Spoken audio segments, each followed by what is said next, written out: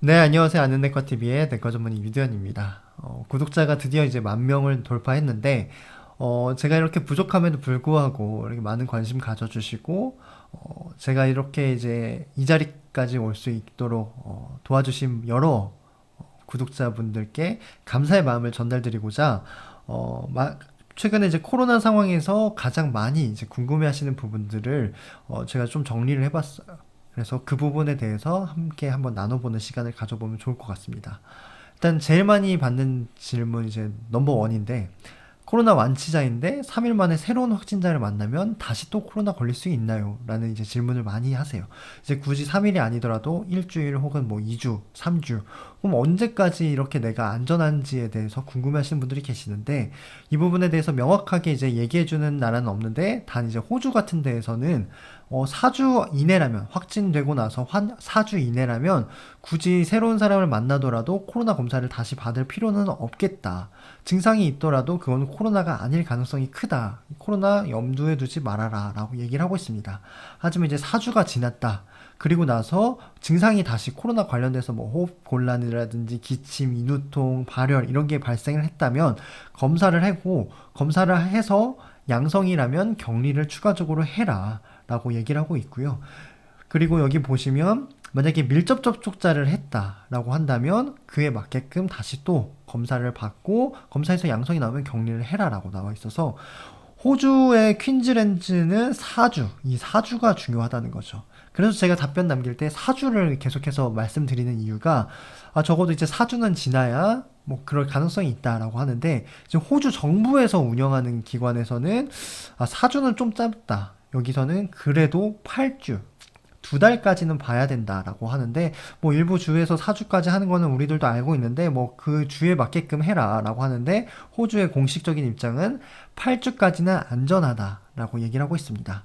그러면 우리나라는 어떻게 보고 있을까요? 우리나라 보건소에서는 만약에 완치되고 나서 45일 이내에 뭐 추가로 검사를 받아야 되냐라고 보건소에 문의를 했다면 대부분 하지 말라고 해요. 그래서 적어도 45일이 지나야 최초 확진일부터 45일에서 89일 사이에서 만약에 재검출이 뜨면서 양성이 그 증상이 있다거나 노출력이 있다면 그거는 재감염 추정 사례로 봐줄 수는 있겠지만 45일 이전에 뭐 노출됐거나 증상이 있다거나 해서는 검사 자체를 안 해주고 있습니다.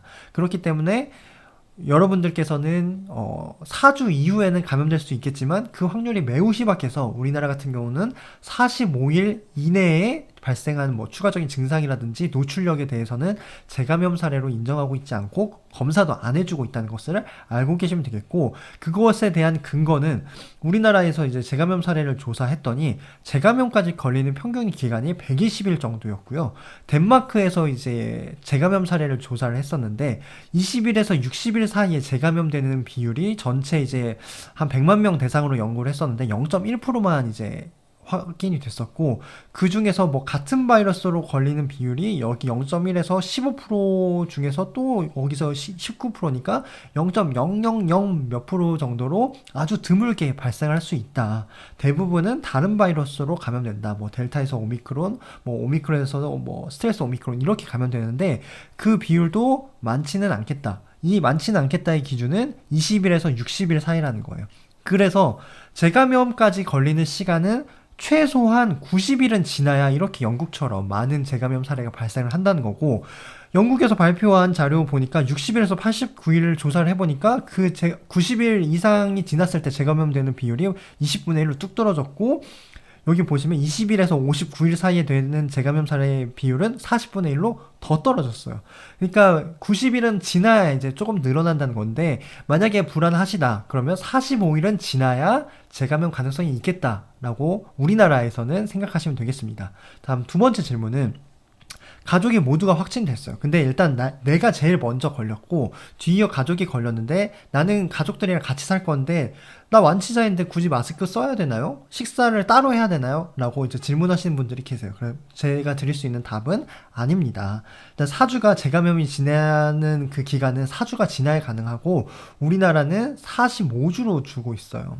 그래서 적어도 1, 2주 사이에 재감염되는 가능성은 없기 때문에 마스크나 뭐 식사를 따로 하거나 이럴 필요는 없다는 걸 말씀드리고 싶고, 다만 이제 완치자분들은 더 이상 이제 전파력을 가진 바이러스가 이제 입으로 배출이 안 되겠지만, 이제 가족분들을 통해서는 뭐 에어로졸이나 비말에 의해서도 내가 이제 옷이나 뭐 내가 쓰는 물건에 그 바이러스들이 묻을 수 있기 때문에 외출할 때는 철저하게 소독을 해주고 나가시는 것들을 제가 권유드리고 싶습니다. 다음 세 번째 질문은, 완치자인데 백신 접종을 나 맞아야겠 습니다. 근데 언제 맞아야 될까요? 이런 질문을 하시는 분들이 계세요. 그래서 우리나라는 정확한 지침이 없는데, 캐나다 같은 경우에서는 5세 이상에서는 8주 뒤에, 5세 이상이면서 본인이 면역 저하자다 그러면 4주에서 8주 좀 앞당겨서 맞자라는 거고, 그리고 이런 특별한 뭐 다기군 염증 증후군을 경험했다거나 뭐 항체 치료를 받았다거나 그럴 경우에서는 90일 이후에 접종할 것을 권고하고 있습니다. 그리고 이제 부스터샷, 만약에 내가 완치된다, 현재 이거는 굳이 맞을 필요는 없어요. 제 생각으로는 이미 그 3번의 노출력만 있으면 되거든요. 그래서 백신 접종을 2번 하셨고, 만약에 코로나 감염을 1번 걸리셨다 그러면 이것만으로도 전 충분하다고 생각합니다. 근데 부스터샷을 맞겠다 이제 생각을 하신다면 12세 이상만 이제 캐나다는 가능한데, 확진 판정 받은 날로부터 3개월에서 6개월 사이에 접종할 것을 권고하고 있습니다. 영국 같은 경우에서는 확진 판정 받은 날로부터 4주 뒤에 접종할 것을 권고하고 있고, 청소년들 같은 경우에서는 3달 뒤에 접종할 것을 권고하고 있습니다. 호주 같은 경우에서는 이제 완치자분들의 백신 접종을 굳이 맞아야 되냐? 뭐 맞아야 되나라고 했을 때, 맞아야 된다고 생각하시는 분들은 4개월 뒤로 미룰 것을 권고하고 있습니다. 그 이유가 이제 4개월까지는 안전하다, 재감염 위험이 없기 때문에 4개월 이내 맞고자 하는 사람들, 이들은 이제 면역 저하자 혹은 직장에서 요구하는 경우, 고위험 시설에 종사하는 경우에 한해서만 4개월 안에 맞아도 되지만, 그냥 일반적으로는 완치 후에 4개월 뒤에 맞아도 상관없겠다라고 얘기하고 있고, 백신 접종 시기는 크게 중요하지 않아요. 그래서 백신 접종을 한 번이라도 맞았다면 우리가 재감염을 예방하는 그 비율이 맞지 않은 경우보다 높게 유지된다고 제가 이전에 말씀드렸습니다. 다음 네 번째 질문. 이제 물과 차가운 세제로만 옷을 세탁해도 될까요? 라고 이제 질문하시는 분들이 계세요. 이제 옷이 이제 뜨거운 물로 세탁하면 안 되는 그런 경우가 있나 봐요. 그래서 그랬을 때 제가 드릴 수 있는 말씀은, 이제 그 구멍이 송송송 뚫려 있는 옷 소재 같은 경우는 이렇게 삼투압의 원리에 의해서 에어로졸을 빠르게 이렇게 증발한다고 알려져 있습니다. 대신에 이제 플라스틱이나 뭐 스테인리스강 이런 데에서는 굉장히 바이러스가 오랫동안 살아남는데, 그에 반해서 옷 소재 같은 경우에서는 그래도 살아남는 그 시간대가 적기 때문에 제가 봤을 때는 물과 적당한 세제만으로도 충분하지 않을까 이제 생각을 하고 있습니다. 다섯 번째 마지막 질문인데, 코로나 완치되는데 운동은 언제부터 해야 될까요? 라고 물어보시는 분들이 계세요. 그래서 호주에서는 언제 해야 되냐라고 했을 때, 증상 발생일로부터 이제 10일이 지나고 나서 해라 라고 하고 있고, 만약에 증상이 없다면 그로부터 7일 뒤에 가벼운 운동을 일단은 해주고, 15분 정도 서서히 이제 가벼운 운동을 해주고 서서히 늘려가라 라고 얘기를 하고 있고요. 만약에 중간에 뭐 가슴이 아프다거나 조금이라도 문제가 있다면 바로 이제 병원에 가서 상담을 받아봐라 라고 얘기를 하고 있습니다. 그래서 지금까지 이제 최다 빈도 질문들 다섯 케이스에 대해서 이제 말씀을 드렸는데, 이 영상이 여러분들의 그런 코로나에 관한 궁금증의 해소에 조금이나마 도움이 됐으면 좋겠습니다. 구독자 10,000명 정말 다시 한번 감사드리고, 앞으로도 많은 시청과 응원 부탁드리겠습니다.